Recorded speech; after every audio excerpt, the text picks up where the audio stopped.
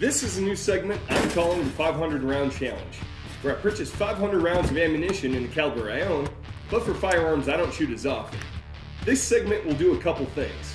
One, it'll force me to re-engage and enjoy the firearms that I already own, and two, I'll become more proficient and familiar with the firearms I don't shoot as often.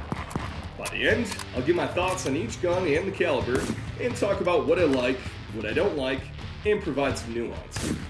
Coming off of shooting my Ruger American Ranch, what better way to keep my bolt gun excitement going than to make the first 500 round challenge shooting my 8mm Mausers. Yes, I have two. It's a bonus video. And because I'm an average guy on an average budget, we're going to divvy up the ammunition 250 rounds per each rifle. Over the course of several range trips, I'm going to be shooting 8mm Mauser and getting to know these rifles a little bit better. My shoulder's going to be feeling this tomorrow. Let's get into it.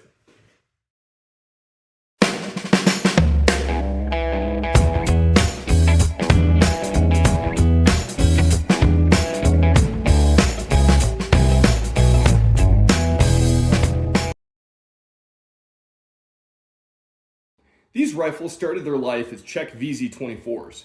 During World War II, Yugoslavia used a mix of Mauser rifles, including Kar98Ks, shorter action FN Model 24 rifles, and the VZ-24 rifles. However, these rifles saw more limited use and were primarily a reserve arm. Following the end of World War II, Yugoslavia became a communist nation and received additional various Mausers as war reparations, including additional VZ-24s in order to stock their inventory. In the years that followed, these Mausers would undergo some reconditioning and modifications. The FN Model 24s became M2447s. Kar98s were redesignated as M98 48s. In 1948, Yugoslavia produced their own clone of the Kar98K, the M48, and the VZ-24s became M24 52Cs after undergoing the refurbishment in 1952. The C designates its original Czech origins, while the changes over the VZ-24s include new arsenal markings, beautiful crest over the receiver, at least I think so, often replaced sights, sight hoods, stocks, often new barrels, and rebluing. Once the refurbishment process was finished, the rifles were promptly caked with Cosmoline and stuck back into storage. With the advent of reliable semi-auto and/or select fire rifles in the 1950s, most nations opted to replace their old bolt guns, and these largely unused firearms entered the military market. I got lucky with this one. I found it in a used firearms section of a local indoor gun range, and it was a complete impulse buy when I saw the price. Wow, a Kar98K. It wasn't until I got home that I did a historical dive on it, breaking down the markings and waffenance on it. The B&Z 43 stamp on the receiver denotes the Steyr-Daimler plant in Austria, 1943. The camp was primarily a forced labor camp which produced various things for the German war effort throughout the war, which includes the Kar98 Mauser rifles. The rifle is a complete mismatch of parts, but is force matched with a laser pen, and along with peened out swastikas and eagle crests, black dyed parts, and various other markings, the evidence points to this Mauser being a Russian capture. I've got a separate video breaking down this rifle even further that I'll link below if you're interested. But for the sake of this video, we'll keep it short and sweet.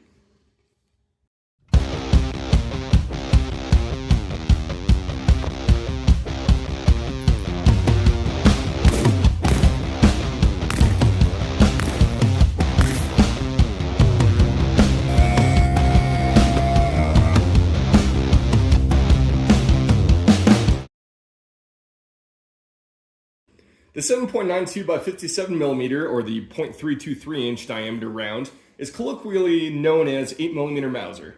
It may also be seen as 8 by 57 IS or JS, where the I denotes, I'm going to say this wrong, Infanterie, or German for infantry. While doing research, apparently Westerners mistook the I for J and called the ammunition JS, and to avoid confusion, ammunition manufacturers began stamping JS on the bottom of their cartridges post-war. So IS and JS are interchangeable. The S in IS or JS denotes the Spitzer or the pointed bullet, and so the JS or IS is the rimless round that your surplus Mauser likely shoots. The lone J variant is round-nosed and uses a .318 inch diameter bore, and the JR and the JRS are older rimmed rounds. Needless to say, for the vast majority of us, stick with a 7.92 by 57 or 8mm Mauser or .323 inch diameter JS or IS Mauser ammunition. Simple enough. Alright, so now the ammunition I'll be using for this challenge, I bought I think it's a case of 540 rounds. Obviously I'll shoot 500 rounds, but it's 1950s Yugo, I believe it's M49 FMJ. It's like 196 grain, so it's probably be shooting a little bit hot, but I bought this stuff in the past and have had pretty good luck with it. Very minimal hang fires. So that's the thing, buying surplus ammo, especially with 8 Mauser. There's kind of a tier list, like what some of the better country, like I know Turkish is probably kind of low on that list. Greek, I've had really good luck. Yugo, surplus, I've had really good luck too. 8 Mauser isn't, I feel like 20 years ago you could buy it dirt cheap, even for really good stuff, but it's kind of been drying up. Obviously militaries don't exactly use 8 Mauser anymore. I think a lot of the machine gun guys probably burn through a lot of it too. So, but in my opinion, it pays to pay for better ammunition when it comes to 8 Mauser. So, oh nice, they come in a 50 cal can. Holy shit, that's heavy. That smells vintage, all right. I certainly can't read that, but one of you guys might be able to translate it.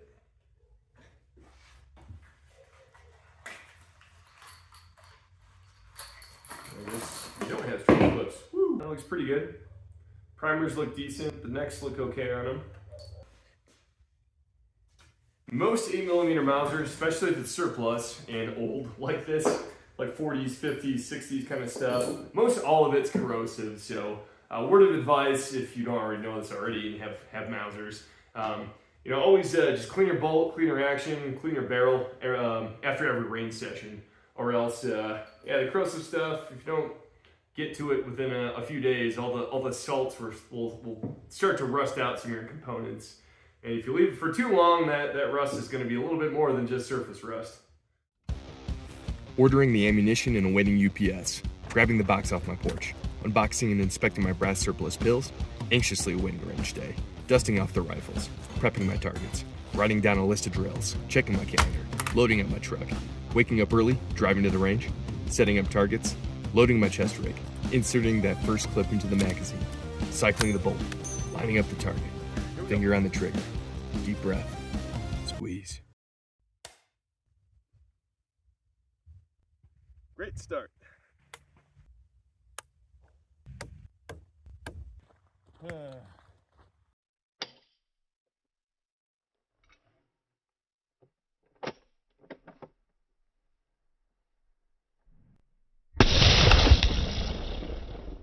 This would set the precedent for the day. All those drills and footage I plan on getting, out the window. So, new plan. I didn't focus on doing rapid fire or quick transitioning drills because I really couldn't. My original thought was hang fires. But after a dozen or so episodes of the same predicament on both rifles of trigger pull, click, holding for 10 seconds, recocking the bolt, and successfully firing on the second trigger pull, it turned out to be the primers. I did some reading online through Mauser forums and through other avenues that told me about deep-seated primers, which I believe to be the case. So here's the issue I was having all day at the range. Here's an older 8mm casing that has been fired. You can see the primer has been set off and no more bullet. Whereas the case of ammo that I just bought, you can see bullet there, primer has been struck, but bullet's still there. And if you compare both the primers, you can see on this older one that's gone off, it's flush with the bottom of the casing, whereas with this stuff, you can see that it's set in there a few more millimeters. The first trigger pull would consistently hit the primer and cause indentation, but as you can see compared to another casing, the burden primers of this M49 ammo is seated deeper, causing the firing pin to hit the primer but not fully penetrate. The added blow of the second firing pin strike was usually enough punch to set off the firing pin and send the bullet down range, which means this day was double bolt action day. Although bad primers plagued the day, I still made the most out of it. On a positive note, I practiced my potential late hangfire drill early on, then got to practice recocking every shot, which I got good at by the end of the day. So I focused on the basics this day, smoothly cycling the action and working the bolt, making clean stripper clip reloads, most of the time, cycling the bolt both from the hip and shoulder, dialing in my hand placement, especially my support hand, and overall getting a feel for these heavy hitters. I still ran drills, but accuracy and speed certainly weren't the priority.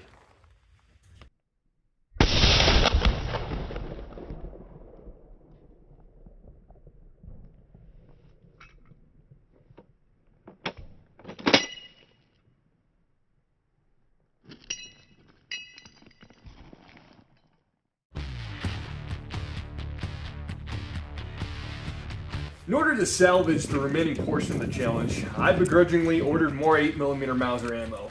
This time, I caught a sale of new 198 grain FMJ PPU ammunition. Simply put, the interest in this video and my soul would be crushed if I had to shoot 400 more rounds of ammunition with bad primers. Throughout this video, I would encounter all 4 phases of Milsurp ammunition and remorse. Hell yeah, I got a good case for a decent price. Fuck, this is gonna be a rough case to get through. I am never getting surplus ammo again. You know, maybe new non-corrosive ammo like PPU or Cellar & Bloyd are worth the price. Needless to say, I was back in business with some good ammunition. Range trip number 2 went much better. I even had my friend Tom come out, who helped with camera duty. No anticipation flinched this trip, and I was able to do more run and gun, quick shot, and quick transition drills, and get a much better overall feel for these rifles, the way it was intended. I'm also starting to get a feel for the little differences with each Mauser variant, and which subtle difference in features I'm starting to like better. I like the sight hood on my Yugo more than the open front sight on my Kar98. Although, yes, the Kar98 has the least obstruction while aiming as possible, after being so used to shooting from an enclosed peep sight, whether my M1 Grand, the iron sights on my ARs, or just an optic in general with a defined border, I'm used to it, and I feel the defined sight picture is quicker for sight acquisition in a way.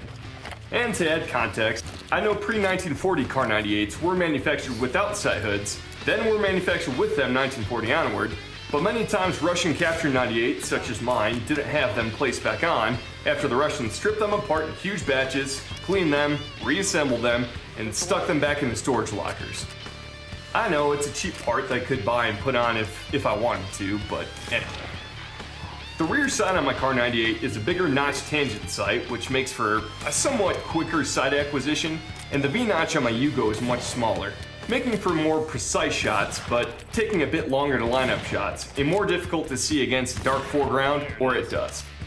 The adjustable rear sights on these rifles are also bottomed out and zeroed for 200, maybe 300 meters, as I'm aiming nearly a foot low on every target. I like the increased wood presence on top of my barrel shroud of my Yugo more than the naked Kar98. For one, I think it looks better, but more importantly, it gives me more safe real estate to grab onto and to carry as the barrels heat up. And after 50 rounds, these barrels are getting hot. As far as the bolts go, both are for the long action Mauser and seem to fit each other when swapped.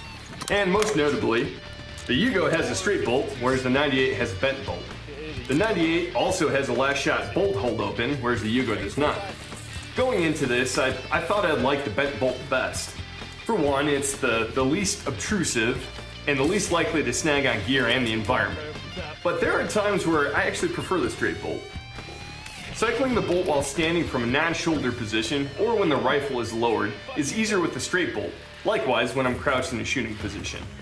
However, cycling the bolt while shouldered, while standing, crouched, or prone is easier with the bent bolt. But back to the straight bolt. It could be that the action is a little more broken in, but it feels smoother, and it's just more fun and easier to throw around a little bit more. Couple that with the safety that isn't actively trying to fight you, the action is just more approachable and feels better to manipulate.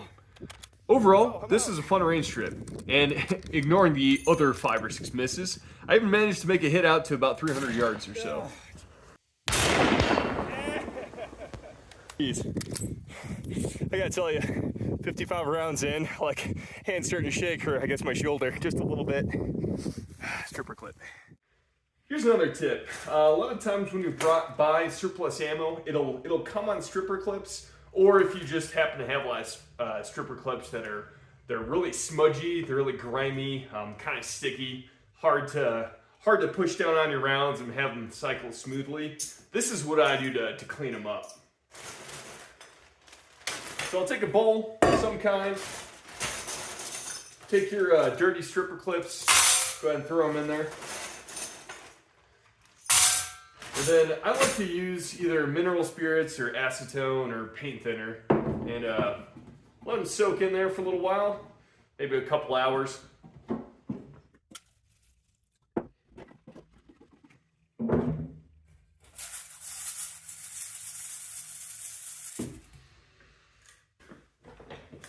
And after about an hour or two, once they've been soaking, I'll take each individual one, and then I'll just use an old toothbrush or something, and I'll just give it a little brush over, especially and concentrate on getting the grime off, like in the channels right here, you know, where the 8mm Mauser is going to be riding against.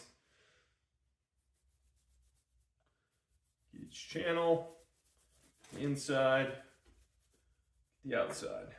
I'll just do that to each one. And I know it's a bit of a painstaking process, but you know, these rounds have been sitting for 70, 80 years. Once you do this once, it's usually pretty good. Unless you throw your stripper clips around in the dirt quite a bit, then every so often, once they get smudgy again, I'd recommend just doing this. And once you're done cleaning up your stripper clips, try to dry them as much as possible. You can put these in front of a fan or just let them air dry. And once your stripper clips have dried, I like to take a freezer bag, put all your newly cleaned stripper clips in there. And I don't know if this is absolutely necessary, but I like to do it.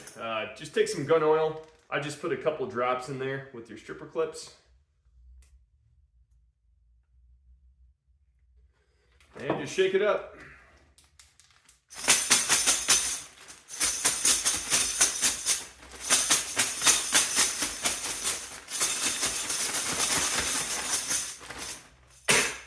There you go. Good to use again. All right. First 5, we're just gonna see where this Mauser's hitting.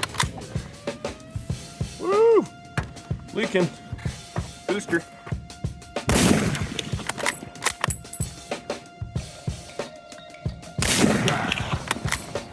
Woo! There's 5 down the pipe. About a foot high. Pretty centered though. Well, for my shooting anyway. Let's see where this one's sitting. Best of my abilities.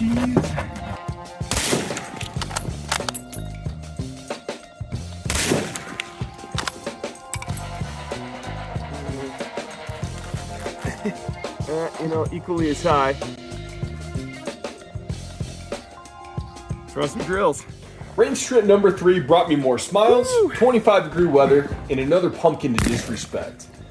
I finally put 5 rounds through each Mauser to see where they're hitting at 100 yards, and to prove once and for all that, indeed, the 2 Mausers were hitting about a foot high at 100.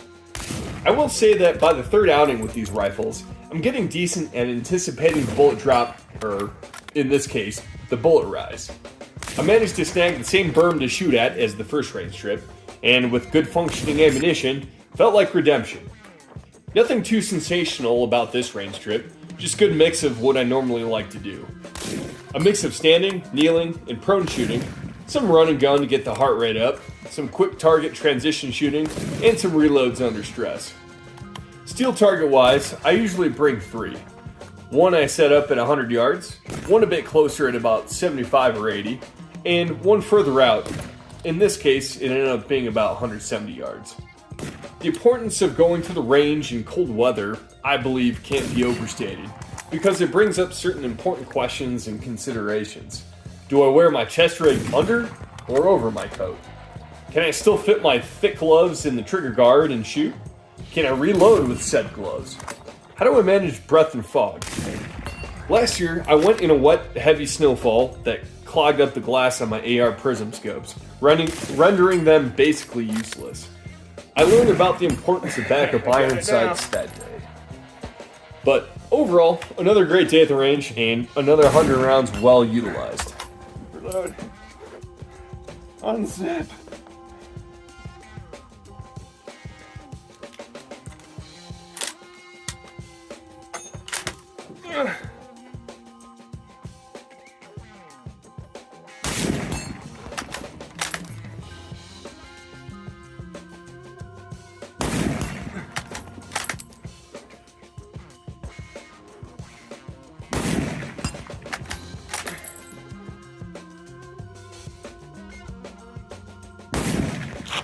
Oh, just left.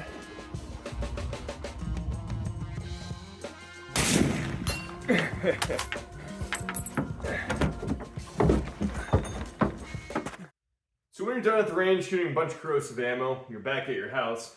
This is the way I like to get the corrosive salts out. Just take your rifle, take the bolt out. This is a little bowl I'm going to pour water into. And all I did was fill this up with some hot water. And what I do? Easy enough. Just pour the hot water down the barrel.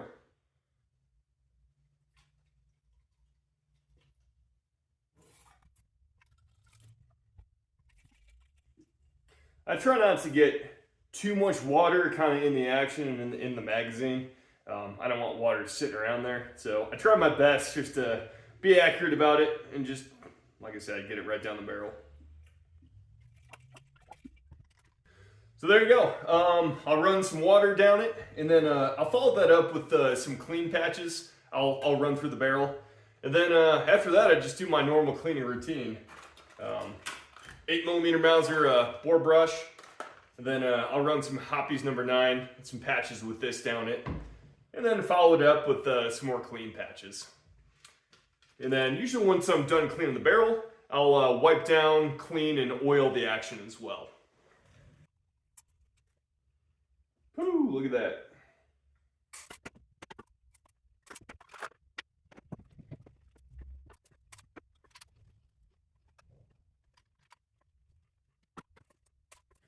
So there we go. Barrel is coming out clean. I mean, some people like to do this until it's absolutely 100% clean. I know I'm going to be shooting these again soon, so for my taste, this is pretty good. But probably at the end of making this video, I'll do a thorough job cleaning the barrel. But that's pretty good for now. As far as the bolt goes, you could tear it all the way down. I'm not going to do that for this video. However, there is a Car 98, or I guess Mauser 98 bolt teardown video that I've followed a couple of times, because there is an incorrect way to do this, and it'll kind of it'll put you in a bind if you're trying to disassemble the bolt all the way. I'll link a video below on a guy I follow every time I do this, and he does a really good job. But for the most part, even after shooting corrosive ammo, I haven't really had any issues with any of the firing pin or any of the springs or anything rusting. So I usually just do a wipe down and then re-lube it, and it's usually good to go. Gonna be shooting this stuff today because I bought some new stuff and this was my reserve. I can't remember what country it's from. If I can get in frame there. Beginning with the 4th range trip, the chest rig got a bit of an upgrade. I bought a new flannel, and Doug lent me his rangefinder. Looks like I set my steel targets at roughly 130 yards, 165 yards, and right on at 200 yards. I see Doug at the range when I come on the weekends. He collects brass, talks with plinkers like me, has an affection to his Tundra, and seems to be a really nice guy. Almost too trustworthy. Anyways, thanks Doug. I've been in a bit of an ammunition scramble with this video ever since my 540 round purchase of surplus M49 that was supposed to carry me through this challenge ended up being poopy. But I decided to save my new PPU and utilize my small reserve of 1970s M49, which shoots just fine. In addition to my 3 steel targets, with the help of local trash, I set up 3 barricades to utilize as cover, and along with my trusty tailgate and shooting mat, I had myself a nice little range. As I mentioned before, it's becoming more and more apparent that both of these Mausers are likely zeroed for 200 or 300 meters. 100 yards hits roughly a foot high, and stretching out to 200 yards, rifles are both still hitting roughly 6 inches high, but I'm really starting to dial in where to aim at any given distance.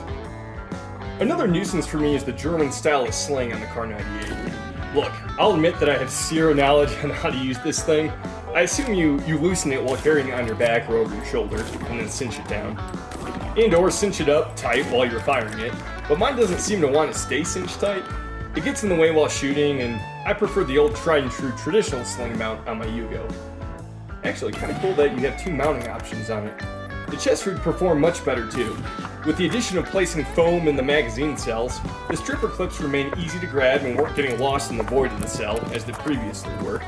And the addition of Velcro ensured they remain nice and taut, while remaining easy to access, and the buckle on the back helps you keep the whole rig tight to your body. Yeah, I'm curious to see how this I'll thing does likely have a today. separate video on this, doing small upgrades to an SKS chest rig in order to run 5-round stripper clips effectively. Overall, range trip number 4 went great, while honing in further on the basics, including consistently hitting the 200-yard target.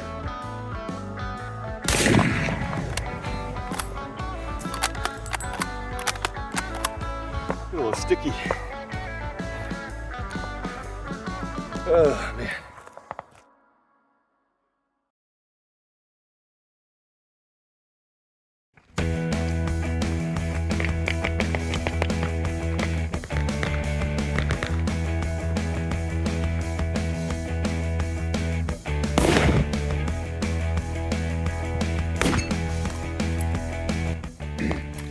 For the 5th range trip, I loaded up my final 100 rounds of stripper clips with more 70s and 80s M49 Yugo.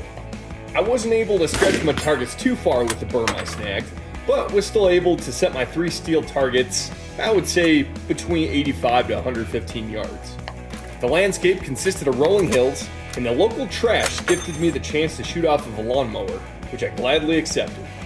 I did some static kneeling and prone shooting, mixed with some quick transitioning and rapid fire drills, but also focused more on the run and gun drills, which brought my heart rate up and my accuracy down. I removed the sling on my Kar98 for this trip, which improved the handling and the hand placement of the rifle and the overall feel, but I still feel most at home with the Yugo. I've developed this technique of sort of using the palm of my hand to cycle and seat the bolt closed. It's quicker, feels less awkward, and it's easier to manipulate this way, especially while kneeling or prone, and I'm starting to get smoother with it, on top of an already buttery smooth action. I've probably showed more love towards my Yugo this series, however I do still enjoy the bent bolt and action of the Kar98, as it is a bit more handy and easier to cycle in most firing positions.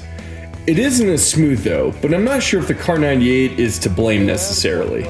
Parts-wise, it is a complete mismatch, so perhaps the individual parts develop their individual wear patterns with their parent rifle, or if the rifle just plainly wasn't shot as much and isn't as broken in as the Yugo. Throughout the course of these 500 rounds, I've gotten relatively comfortable shooting the Mauser rifle. With each range trip, my shoulder and cheekbone would be less sore the next day. Placing my support hand while standing, kneeling, and prone became instinctive. Reloads became quicker and smoother. There's a specific spot and technique to press your thumb down on the top round of the stripper clip in order for it to load smoothly and properly into the internal magazine, and throughout the trips, I got good with this. And despite their length and 9 to 10 pound weight factor, these rifles are quite pleasant to run around with and maneuver, considering they're relatively streamlined with no optic, magazine, weapon light, forward grip, or other features jutting out and catching on stuff, such as many of our ARs. And speaking of, ARs can, in some ways, make you a lazier shooter.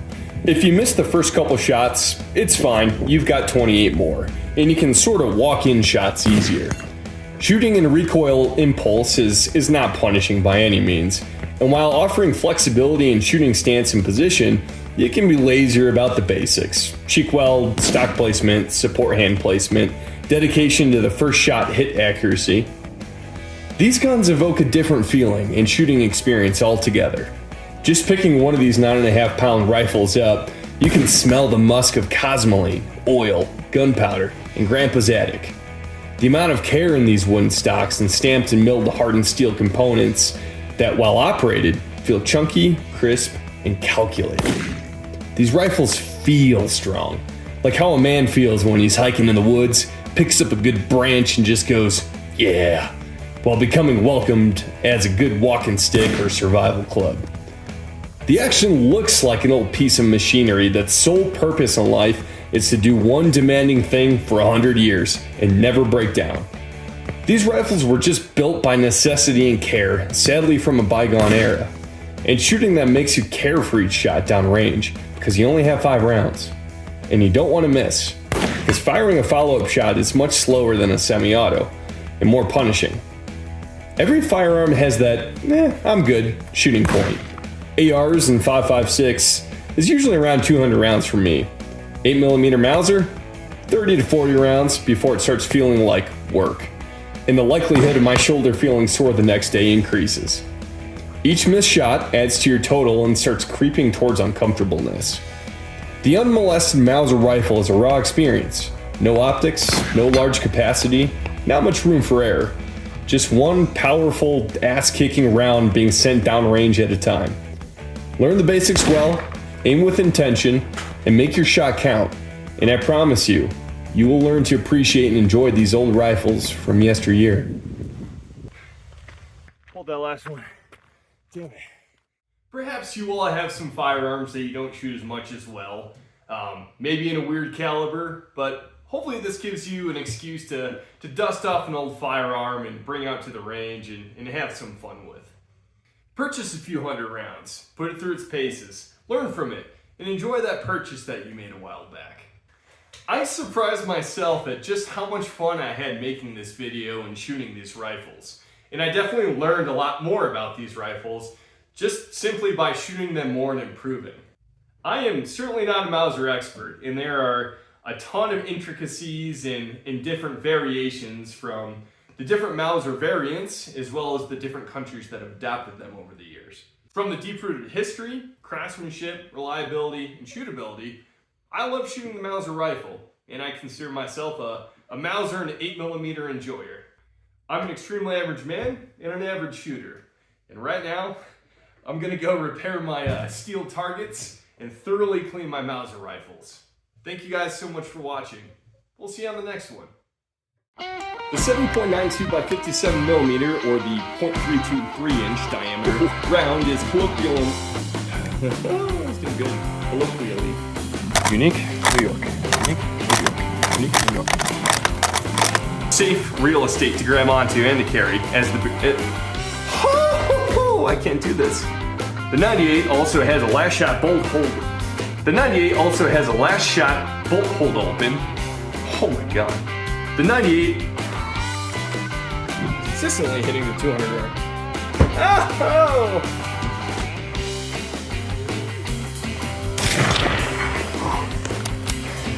Dude, that is tough after running.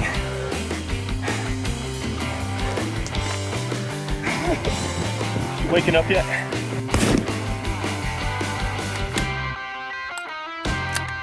This might be rough.